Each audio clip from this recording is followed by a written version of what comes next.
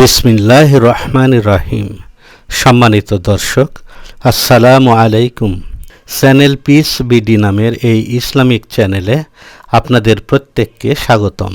প্রিয় দর্শক, এই ইসলামিক ভিডিওগুলোতে লাইক ও শেয়ার করে আপনিও সদকায়ে জারিয়ার অংশীদার হতে পারেন।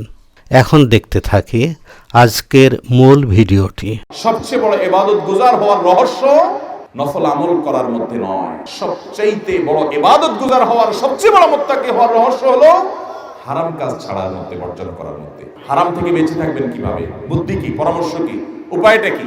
উপায় নাম্বার 1, কোনটা আল্লাহ তাআলা হারাম করেছেন, নিষেধ করেছেন সে সম্পর্কে জেনে আপনার মধ্যে সেগুলোর কোনটা কোনটা আছে পারলে একটু একটা ডায়েরিতে নোট করে ফেলেন এবং প্রায় দিন ওইটা উল্টে একবার করে একটু দেখেন। দেখলে আপনার ভিতরে বিবেচনা বোধ আসবে, জাগ্রত হবে, আপনার ভিতরে চেতনা জাগবে যে আমি হারাম, এতগুলো হারাম আমি বয়ে বেড়াচ্ছি, আমার মধ্যে আছে। আপনার মধ্যে ভালো হওয়ার তাগাদা ফিল হবে। ভাইরা আমার, একসময় মানুষকে ভালো হতে হয়। আমরা কবরমুখী জীবনে এগিয়ে যাচ্ছি, প্রতিদিন কবরের দিকে আমাদের একটা দিন চলে যাচ্ছে, একটা কদম আগায় যাচ্ছে।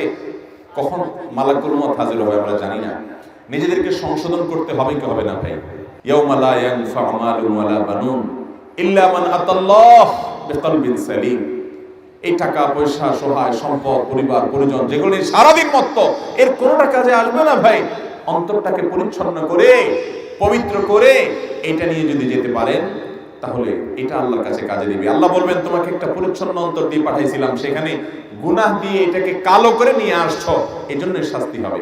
এজন্য ভাইরা, হারাম থেকে বাঁচার জন্য, গুনাহ থেকে বাঁচার জন্য তালিকা করতে হবে।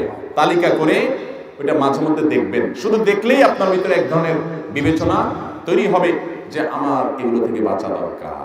নাম্বার 2, দ্বিতীয় করণীয় হলো হারাম থেকে বাঁচার জন্য হারাম কাজগুলোর যে ক্ষতিকর দিক দুনিয়াতে এবং আখিরাতে। আমরা মুখে বলি হারামে আরাম নাই, অথচ খুব আরামের সাথে হারাম কাজ করি। ঠিক না বেঠিক? হারামে আরাম আছে? নাই। করতে সাময়িক একটু আরাম মনে হতে পারে, কিন্তু আরামের পরে আবার ব্যারাম আছে না নেই?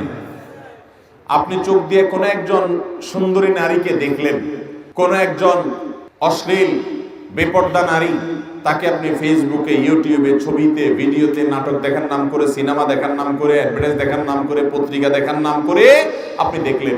দেখে মনের যত স্বাদ আছে স্বাদ মিটিয়ে আপনি তাকে দেখলেন। দেখে আপনি স্বাদ পাবেন, ঠিক আছে, কিন্তু এই নগদ স্বাদের পর যখন আপনি হাতের নাগালে পেলেন না তাকে, তখন আপনার মধ্যে অস্থিরতা কাজ করবে কি করবে না বলেন? মনের মধ্যে অশান্তি আসবে কি আসবে না? প্রতিটা হারাম কাজ মানুষকে সাময়িক আনন্দ দিলেও স্থায়ীভাবে তাকে বিষাদের মধ্যে ফেলে দেয়। এই জন্য হারাম কাজগুলোর ক্ষতিকর দিকগুলো নিয়ে গবেষণা করবেন, স্টাডি করবেন, এবং সেগুলো যত বেশি স্টাডি করবেন হারাম থেকে বাঁচার তাগাদা আপনার ভিতরে তৈরি হবে। নাম্বার 3, হারাম থেকে বাঁচার জন্য আপনি আল্লাহ রাব্বুল আলামিনের কাছে পানাহ চাইবেন। আল্লাহ, আপনি আমাকে তাকওয়া নসিব করেন। আল্লাহ, আপনি আমাকে গুনাহ থেকে বাঁচার তৌফিক দান করেন। আল্লাহুম্মা আতি নাফসি তাকওয়াহা ওয়া যাক্কিহা ওয়া আনতা খায়রু মান যাক্কাহা আনতা ওয়ালিয়ুহা ওয়া মাওলাহা। আল্লাহুম্মা আতি নাফসি তাকওয়াহা, আল্লাহ আমার প্রবৃত্তিকে, আমার নফসকে, আমাকে আপনি মুত্তাকি হওয়ার তৌফিক দান করেন, হারাম কাজ ছাড়ার তৌফিক দান করেন।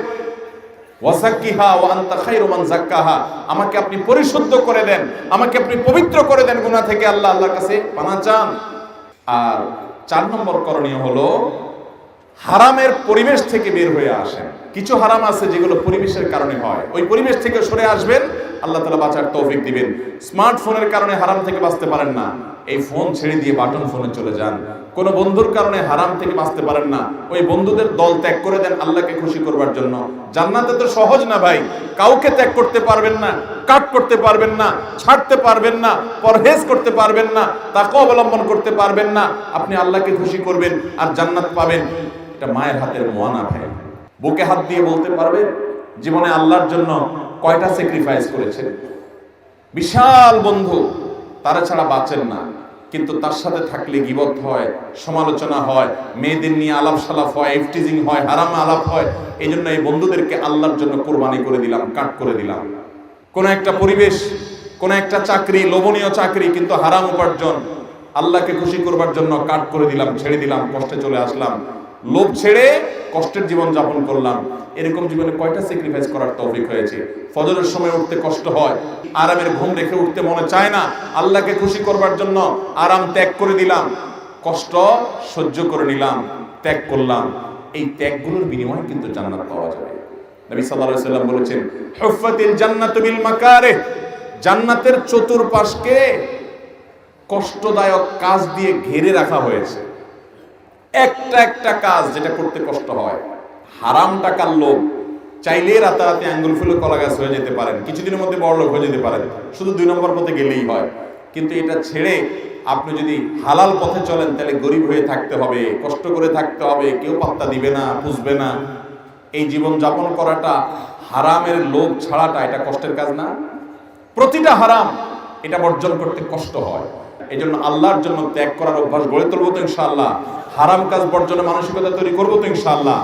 আরশ আজিমের মালিক জাহান্নাম থেকে বাঁচার জন্য তাকওয়া অবলম্বন করা, হারাম কাজ বর্জন করার মতো ঈমানি শক্তি আমাদের সকলকে দান করুন। তাহলে ভাইরা আমার, সবচেয়ে বড় মুত্তাকি হওয়া, সবচেয়ে বড় ইবাদত গুজার হওয়ার রহস্য নফল আমল করার মধ্যে নয়, জিকির আজকার নফল করার মধ্যে নয়, নফল দান সদকা করার মধ্যে নয়। সবচাইতে বড় ইবাদত গুজার হওয়ার, সবচেয়ে বড় মুত্তাকি হওয়ার রহস্য হলো হারাম কাজ ছাড়ার মধ্যে, বর্জন করার মধ্যে। চেষ্টা করবো তো ইনশাআল্লাহ। আল্লাহ রাব্বুল আলামিন আমাদের সবাইকে সব ধরনের হারাম কাজ বর্জন করার তৌফিক দান করুন। জাযাকুমুল্লাহু খাইরা ওয়া আখিরু দাওয়ানা আলহামদুলিল্লাহি রাব্বিল আলামিন। সম্মানিত দর্শক, এই ইসলামিক চ্যানেলটিকে সাবস্ক্রাইব করবার অনুরোধ রেখে এখনকার মতো বিদায় নিচ্ছি। আল্লাহ হাফেজ। আসসালামু আলাইকুম।